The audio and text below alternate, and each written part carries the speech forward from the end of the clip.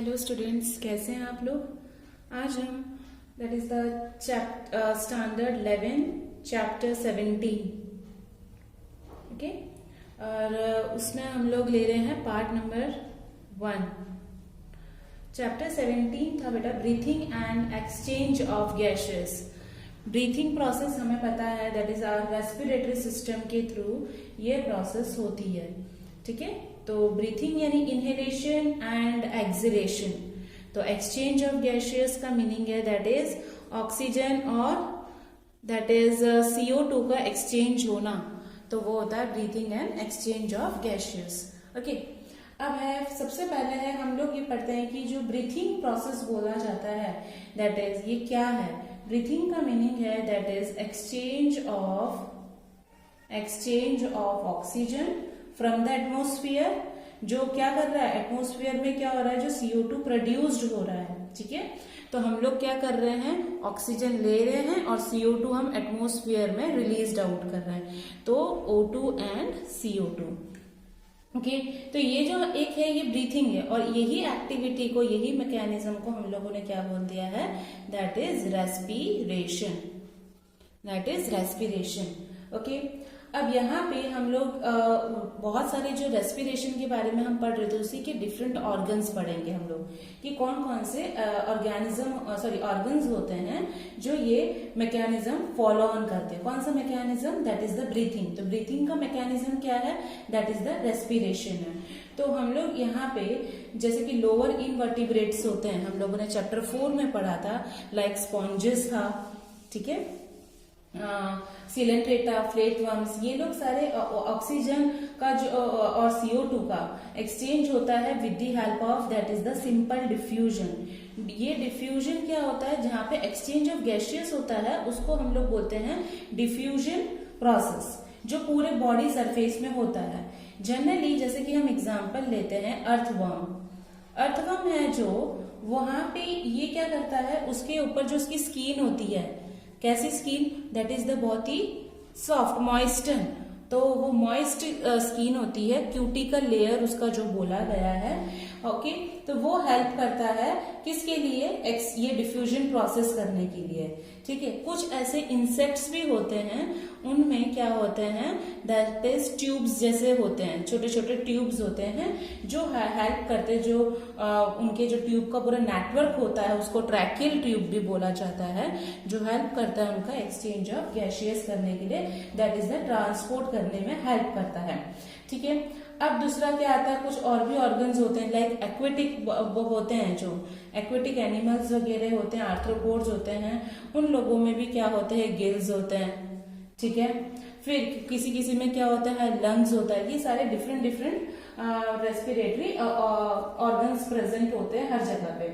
तो हम लोग जैसे कि वर्टिब्रेट्स लेते हैं, फिश है, वो लोग सब गिल्स यूज करते हैं। ओके, ये जो होते हैं वो सारे गिल्स यूज करते हैं रेस्पिरेशन करने के लिए। जैसे कि एम्फीबियंस है, फ्रॉग्स वगैरह हैं वो भी। ठीक है, रेप्टाइल्स है,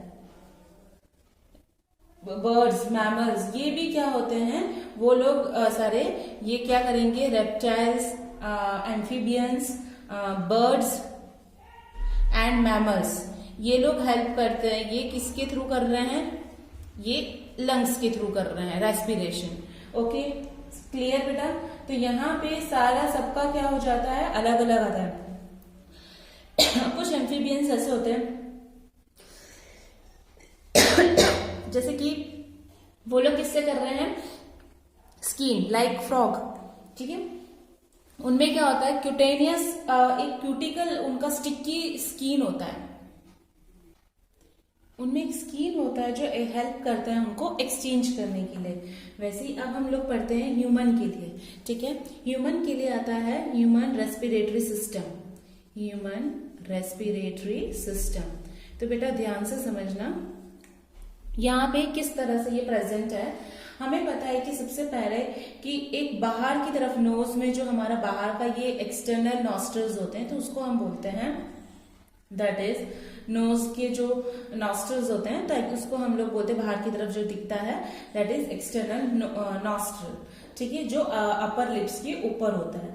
अब ये नॉस्ट्रल के बाद एक ऐसा अंदर चैम्बर बना होता है, तो उसको हम लोग क्या बोलेंगे, दैट इज नसल चैम्बर, दैट इज नसल चैम्बर। ओके, वहां से वो चैम्बर से वो एक पैसेज जाता है वहां से।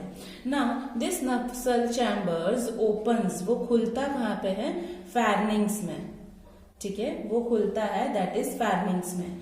ये एक फेर्निंग्स क्या है, एक कॉमन पैसेज है, ये नोज है और ये तुम्हारा माउथ है, ठीक है, तो यहाँ पे एक मेन पैसेज होता है यहाँ पे, तो ये नोज का भी लेके आ रहा है और माउथ का भी लेके आता है पैसेज, ठीक है। ये ऐसे एक पैसेज है ऐसे करके, तो ये नोज पोर्शन का भी ला रहा है यहाँ से पैसेज और माउथ का भी पोर्शन लाता है, तो इस पैसेज को हम लोग क्या बोलते हैं, फेर्निंग्स बोलते हैं, जो कॉमन पैसेज है फूड और एयर के लिए। ओके, नाउ फेर्निंग्स क्या होता है, वो वापस ये ओपन्स होता है कहाँ पे, जो हमारा वॉइस बॉक्स है जहां पे, वो उसको बोला जाता है लैरिंग्स, ठीक है, उसको हम लोग बोलते हैं दैट इज दी लैरिंग्स। ओके, अब दिस लैरिंग्स कहाँ पे ओपन हो रहा है, वो है दैट इज ट्रैकिया। ओके, तो जो हम लोगों ने पढ़ा है कि ये वॉइस बॉक्स है, लैरिंग्स क्या है, एक वो क्या है, कार्टिलेजिनेसिस, उसका एक उसके ऊपर एक फ्लैप होता है, सपोज हम लोग यहाँ पे ऐसे बनाते हैं, ये है लैरिंग्स, और यहाँ पे उसको, यहाँ पे कार्टिलेजिनेस बॉक्स लाइक स्ट्रक्चर है, और यहाँ पे ऐसा मैंने चैप्टर 16 में भी आपको पढ़ाया हुआ है, ठीक है, तो यहाँ पे क्या है, एक बॉक्स जैसा शेप का बना हुआ रहता है, और ये जो बॉक्स बना हुआ है उसको हम लोग बोलते हैं that is the voice box, ठीक है, या साउंड बॉक्स भी बोलते हैं उसको, हम लोग बोलते हैं लैरिंग्स के ऊपर होता है कार्टिलेजिनियस स्ट्रक्चर, ठीक है।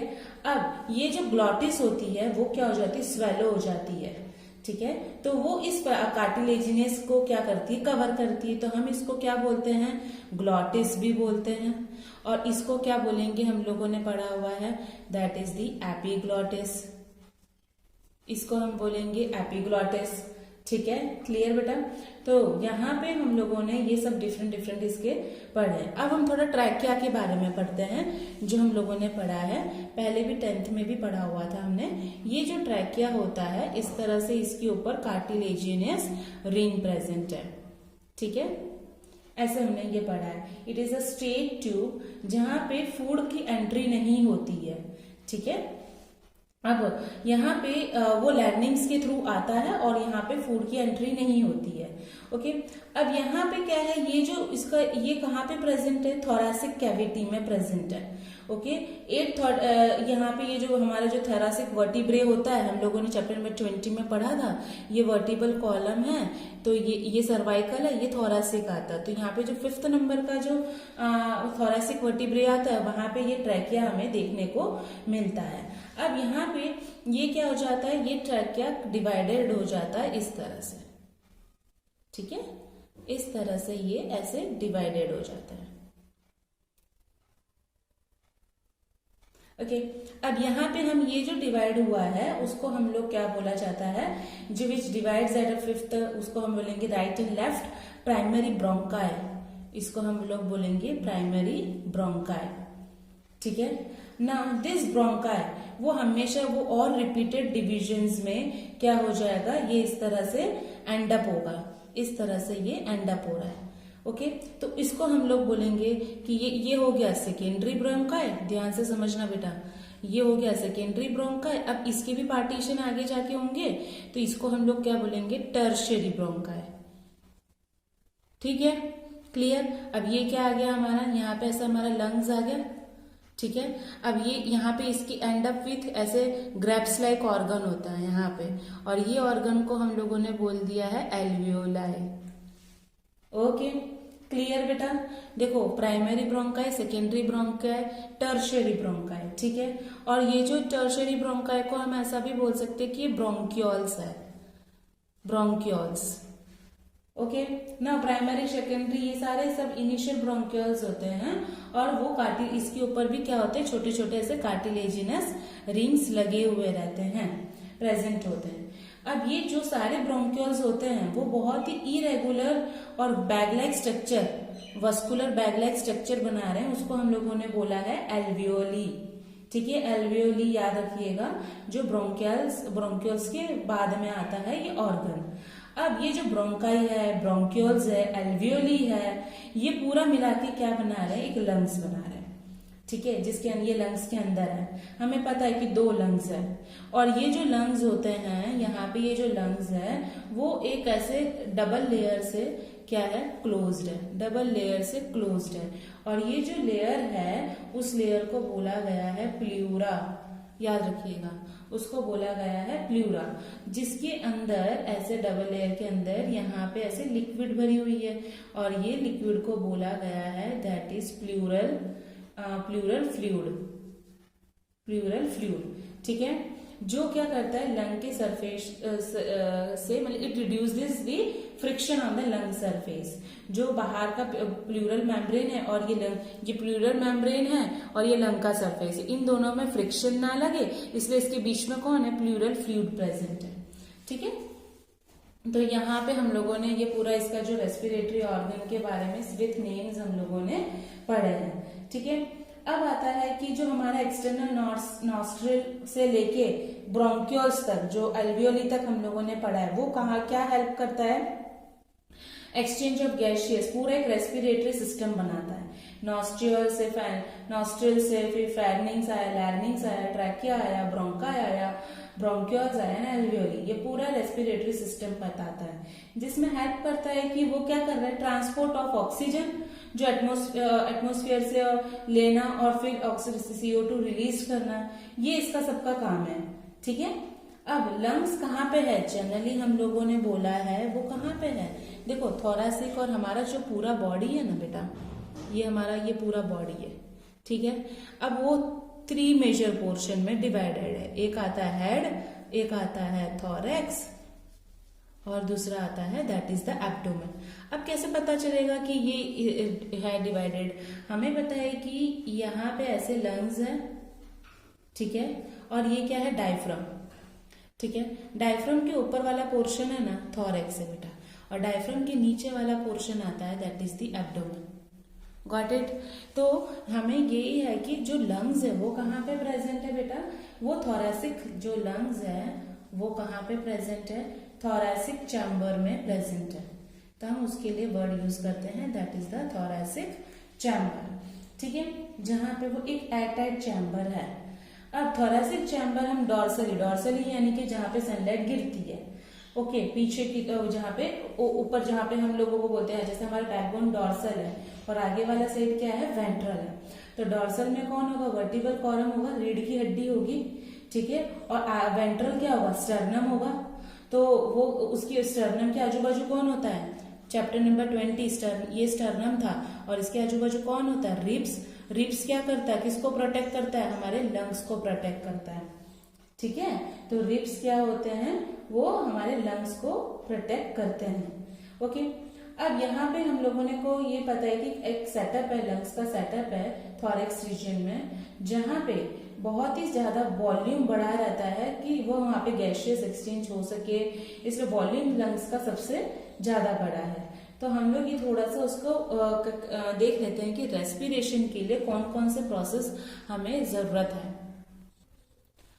अब हम लोगों ने ये ऐसा पढ़ा, ये नॉस्ट्रिल था, ये ऐसे फेरिंग्स था, फिर ये ऐसे ट्रैकिया शुरू हो रहा है, ओके, फिर ये ऐसे ब्रोंकाई हुआ, फिर ये ब्रोंक्यूल्स हुआ, और यहाँ पे एल्वियोली आ गई, और ये हमारा ऐसे लंग्स आ गया, है ना। हमने ऐसे इस तरह से पूरा डायग्राम पढ़ा था। अब बेटा यहाँ पे क्या, एटमॉस्फेयर में क्या है, हमारा CO2 है। ठीक है, अब यहाँ पे CO2 है कि O2 है कि वॉटएवर, दोनों गैसेस प्रेजेंट है। अब हम लोग क्या कर रहे हैं, O2 ले रहे हैं, और बाहर कौन निकल, क्या हो रहा है, एक्सेल आउट क्या हो रहा है, CO2 एक्सेल आउट हो रहा है। क्लियर बेटा। अब यहाँ पे हम लोग ये पढ़ते हैं कि जो रेस्पिरेशन है, सबसे पहले क्या है, जो हम लोगों ने पढ़ा है कि ये जो ब्रीथिंग एक्टिविटी हो रही है, ब्रीथिंग, ओके, वो कहाँ से हो रही है, किसके बीच में होती है, हमारे एटमॉस्फेरिक एयर, ठीक है, जो क्या हो रहा है, अंदर जा रहा है, हम बाहर की एयर को अंदर ले रहे हैं, इन कर रहे हैं, ठीक है, जो किससे भरा हुआ है, इन है, और जो अंदर कौन है, CO2। CO2 किसके अंदर है, एल्वियोलर सैक यानी बैग लाइक स्ट्रक्चर में है, ठीक है, और वो क्या हो रहा है, आउट, बाहर आ रहा है। समझ में आया। O2 हम एयर से ले रहे हैं अंदर, और एल्वियोली में जो CO2 है वो हम बाहर कर रहे हैं। ये हमारा जो फर्स्ट प्रोसेस हो गया। जो सेकेंड है, अब ये क्या हो रहा है, इन दोनों के बीच में क्या हो रहा है, डिफ्यूजन हो रहा है। तो डिफ्यूजन ऑफ हम लोग बोलेंगे दैट इज द गैसियस, ठीक है, किसके बीच में, एल्वियोली में, क्योंकि CO2 को बाहर निकलना है और O2 को अंदर जाना है, तो वहां पे एल्वियोली के मेम्ब्रेन में ये डिफ्यूजन ऑफ गैसियस हो जाएगा। अब ये जैसे ही जाता है तो ये जो गैसियस एक्सचेंज हो रही है वो जाती कहाँ पे है, वो ब्लड में जाएगी। तो हम लोग क्या बोलेंगे, that is the transport of gaseous by the blood, transport of gaseous by the blood, ठीक है। अब ये ब्लड में तो चला गया, अब यहाँ पे ब्लड में भी तो वही आदान प्रदान करना है, दैट इज हम बोलेंगे diffusion of O2 and CO2, ठीक है, O2 and CO2 between blood and tissue, ठीक है, ब्लड और टिश्यू के बीच में O2 और CO2 यानी हर एक बॉडी के हर एक पार्ट में जाके ब्लड हो कि टिश्यू हो, वहां पे ये चले जाएगा, ठीक है। तो हम लोग इसी तरह से O2 जो हमने लिया है, हमने O2 लिया तो वो कहाँ पे जाएगा, सारे सेल्स में, हमारे बॉडी के सेल्स में चले जाएगा, ठीक है, और सेल्स में से क्या निकल जाएगा, फिर वो बाहर निकल जाएगा, दैट इज द O2, ठीक है। तो इस तरह से ये पूरा एक हमारा एक मैकेनिज्म प्रोसेस होता है। ओके बेटा। अब बेटा वैसे ही अब हम लोग मैकेनिज्म ऑफ ब्रीथिंग, एक्चुअल में हम लोग ब्रीथिंग प्रोसेस हमारे बॉडी में कैसे होता है हम लोग थोड़ा सा पढ़ लेते हैं, ठीक है। अब यहाँ पे ब्रीथिंग को हमें पता है कि जो ब्रीथिंग प्रोसेस है वो 2 स्टेजेस होगा। एक तो इनहेलेशन, दैट इज द हम लोग बोलेंगे इंस्पिरेशन, और एक्सहेलेशन जो कर रहे हैं दैट इज द हम लोग उसको बोलेंगे एक्सपीरेशन, ठीक है। ये 2 प्रोसेस से हमारा ये ब्रीथिंग प्रोसेस होता है, ठीक है। इंस्पिरेशन यानी कि भाई जो एटमोस्फियर से एयर क्या हो रही है, अंदर जा रही है, ठीक है, इज ड्रॉन इन, अंदर जा रही है, ओके। और एक्सपीरेशन का मीनिंग क्या है कि भाई एल्वियोलर से क्या air is released out, alveoli से एयर क्या हो रही है, बाहर की तरफ निकल रही है, वो है एक्सपीरेशन, ठीक है। ये हम लोगों ने फर्स्ट पॉइंट पढ़ लिया बेटा। अब यहाँ पे क्या है, जो मूवमेंट ऑफ एयर है वो क्या हो रही है, अंदर आ रही है, और लंग्स में से क्या हो रही है, बाहर आ रही है। तो इसके बीच में क्या हो गया, प्रेशर का ग्रेडियंट हो गया, किसके बीच में, लंग्स और एटमॉस्फेयर में। ध्यान से समझो, हम लोग ये वर्ड कहीं पे भी यूज करते हैं, that is the pressure gradient. Gradient word का मीनिंग है कि भाई बाहर कोई चीज ज्यादा है और अंदर कोई चीज कम है। सपोज यहाँ पे एटमॉस्फेयर है, ये तुम्हारा नोज शुरू हो रहा है, ये नोज के नॉस्ट्रिल्स थे, ओके।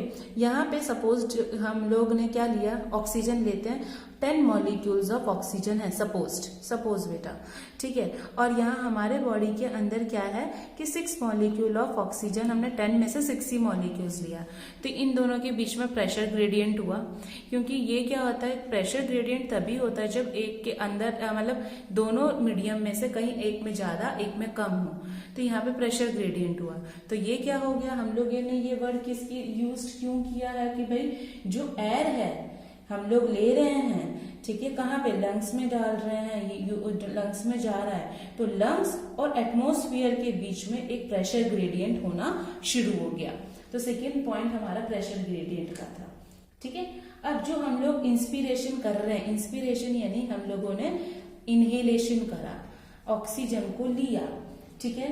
तो कब होगा ये, कब हो सकता है इंस्पिरेशन, जब प्रेशर लंग्स में क्या हो जाएगा, कम होगा, किस में, तो हम लोग क्या लिखेंगे, लंग्स का प्रेशर लेस होगा, किससे, एटमॉस्फेरिक प्रेशर से। मैं ये शॉर्ट में इसलिए लिख रही हूं, तो फिर सेंटेंस में लिख सकते हो, इंस्पिरेशन, मैंने ऑक्सीजन अंदर लिया, ऑक्सीजन में अंदर कब लूंगी, क्योंकि अंदर क्या है, कमी है, तो लंग्स का प्रेशर क्या है, कम है कंपेयर टू द ऑक्सीजन का प्रेशर, एटमॉस्फेयर का प्रेशर, इसलिए एटमॉस्फेयर से मैं क्या ले रही हूं, दैट इज द ऑक्सीजन ले रही हूं। ये था हमारा इंस्पिरेशन, ठीक है। हम तो इसको क्या बोलेंगे, इसको हम लोग ऐसा बोल सकते हैं कि भाई it is the negative pressure. ठीक है, एक नेगेटिव प्रेशर बिल्डअप हो रहा है यहाँ पे, कहाँ पे, लंग्स में, compare to the with respect to the atmospheric pressure, हम ऐसा बोल सकते हैं। अब इसी का अपोजिट हम क्या बोलते हैं, दैट इज द एक्सपीरेशन। ठीक है, एक्सपीरेशन में क्या होगा, जब इंट्रापल्मोनरी प्रेशर, इंट्रापल्मोनरी यानी कि अंदर का, दोनों के बीच का इंट्रापल्मोनरी प्रेशर, ठीक है, वो क्या होगा, ज्यादा होगा। ठीक है, कब, किसके कंपेयर में, एटमॉस्फेरिक प्रेशर के कंपेयर में। ठीक है, तो ये आप लोग लिख सकते हो, intrapulmonary pressure is higher than the atmospheric pressure. Inspiration में एटमॉस्फेरिक प्रेशर ज्यादा होता है, एक्सपिरेशन में एटमॉस्फेरिक प्रेशर क्या हो जाता है, कम हो जाता है। अब ये जब होता है, ये दोनों सिचुएशन आती है बेटा, ये दोनों सिचुएशन आ जाती है, ध्यान से समझना, ये दो सिचुएशन आती है, उस टाइम पे क्या हो जाता है, जो हम लोगों ने पढ़ा था कि ये जो लंग्स है, इसके नीचे एक ऐसा डिस्क शेप का ऑर्गन है, और उस ऑर्गन का नाम है, दैट इज द डायफ्राम। उसका नाम है डायफ्राम। ठीक है, तो ये क्या है, डायफ्राम, और दूसरे भी आते हैं मसल्स उसके साथ। ओके, बहुत सारे, जो उसको हम लोग बोलते हैं दैट इज इंटरकोस्टल मसल्स। ठीक है, ये कहाँ पे होता है, इंटरकोस्टल मसल, देखो डायफ्राम तो बता दिया ना, तो इंटरकोस्टल कैसे होता है, ये स्टर्नम है, ये रिब्स है, ये रिब्स के बीच में ऐसे छोटे छोटे मसल्स एक दूसरे को पकड़ के बैठते हैं ऐसे। ओके, तो ये होता है एक्सटर्नल इंटरकोस्ट, ये जैसे कि रिब्स है, तो यहाँ पे ऐसे से होंगे ना मसल, तो वो बोलेंगे एक्सटर्नल इंटरकोस्टल, और अंदर की तरफ मसल्स होंगे, उसको हम बोलेंगे इंटरनल इंटरकोस्टल। तो डायफ्राम और इंटरकोस्टल मसल जो प्रेजेंट है, वो क्या करेंगे, एक प्रेशर, यानी कि वो हेल्प करता है इस ग्रेडियंट को बढ़ाने के लिए। ठीक है, अब आता है इंस्पिरेशन, क्या हो जाता है, वो शुरू होता है। तो हम इंस्पिरेशन में क्या होता है, ओके, इंस्पिरेशन में जो होता है, डायफ्राम क्या हो जाता है, सिकुड़ जाता है, कॉन्ट्रैक्शन हो जाता है। तो हम लोग बोलेंगे कि भाई इंस्पिरेशन के टाइम पे कॉन्ट्रैक्शन ऑफ डायफ्राम, जिसके वजह से इंक्रीज हो जाता है, that is the volume of thoracic chamber, volume of thoracic chamber. ठीक है, समझ में आ गया, तो ये इंस्पिरेशन में होगा।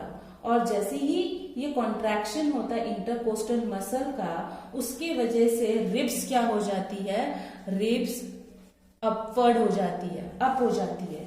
ओके, और स्टर्नम क्या कर देता है, उसी के वजह से वॉल्यूम उसका थोरैसिक चैम्बर का ऐसे इंक्रीज कर देता है।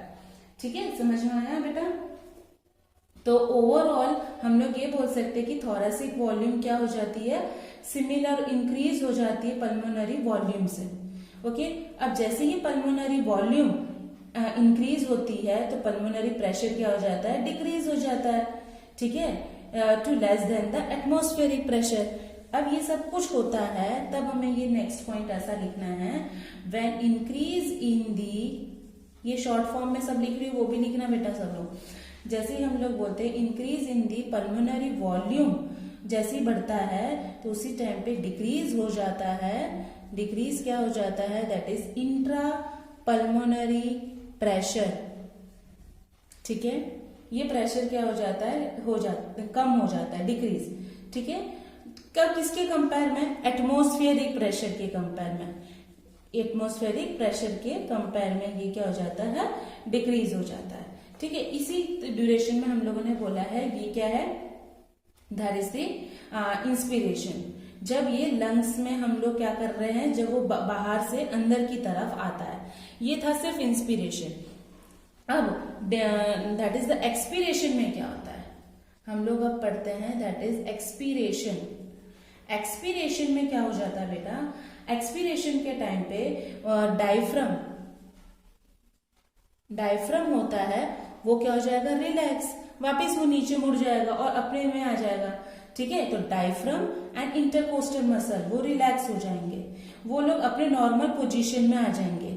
ओके, वो अपने नॉर्मल पोजीशन में आ जाएंगे, और जो थोरैसिक थोरासिक का वॉल्यूम था वो भी क्या हो जाएगा, नॉर्मल हो जाएगा, डिक्रीज हो जाएगा। ठीक है, अब इसके वजह से क्या हो जाता है, इंक्रीज दी, देखो उसका अपोजिट हो गया, इंक्रीज दी इंट्रापल्मोनरी प्रेशर। ठीक है, और टू अबाउ द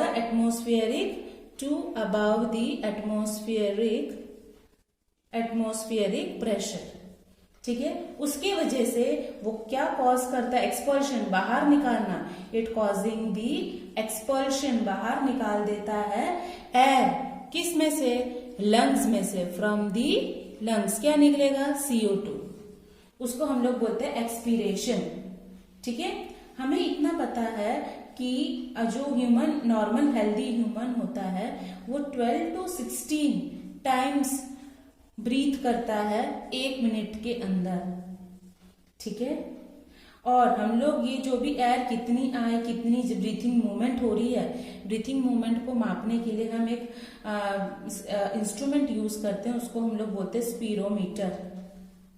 ठीक है, याद रखना, जो हम लोग ब्रीथिंग एक्टिविटी को मापने के लिए यूज करते हैं वो है स्पीरोमीटर। तो बेटा ये आज का सिर्फ हमने आज इतना पढ़ा मैकेनिज्म तक, इसके रिलेटेड कुछ क्वेश्चंस है, लिख लो बेटा। तो बेटा ये क्वेश्चंस हैं, आप लोग लिखिएगा, लर्न करिएगा, मेरी लिंक को शेयर करना ना भूलिए, लाइक बटन को क्लिक करना नहीं। Thank you so much students.